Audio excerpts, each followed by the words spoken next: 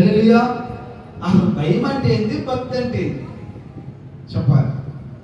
ఎన్నోసార్లు చదువుతా ఉంటారుగా, యెహోవా యందు భయభక్తులు కలిగిన వారి ఎడల ఆయన కృప యుగయుగములో నిలుచును, తరతరములు ఉండును. యెహోవా యందు భయభక్తులు కలిగిన వారికి జ్ఞానము లభించును. యెహోవా యందు భయభక్తులు కలిగి ఉంటే జ్ఞానానికి మూలము. యెహోవా యందు ఎవడు భయభక్తులు కలిగి ఉంటాడో వాడి జీవితము వర్ధిల్లింప చేయబడును. అసలు భయం అంటే ఏంటి, భక్తి అంటే ఏమిటి? ఎప్పుడైనా ఆలోచన చేశారా? భయభక్తులు భయభక్తులు అంటారు చాలా మంది. అసలు భయం అంటే ఏంటి, భక్తి అంటే ఎంతమందికి తెలుసు ఈ మాట? భయం అంటే వినయము, గౌరవము. భక్తి అంటే విశ్వాసము. వినయముతో కూడిన విశ్వాసం ఉండాలి. దేవుని ఎదుట వినయం ఉండాలి, తగ్గించుకోవటం ఉండాలి.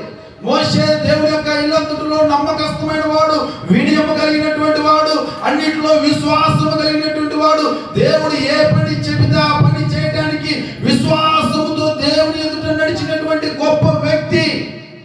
కాబట్టి భయం అంటే వినయము. రెండవదిగా దేవుని యొక్క అధికారాన్ని గౌరవించడం.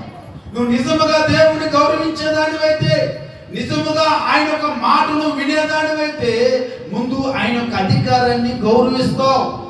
గౌరవించడం మరొక మాట ప్రేమించటం. హల్లెలూయా.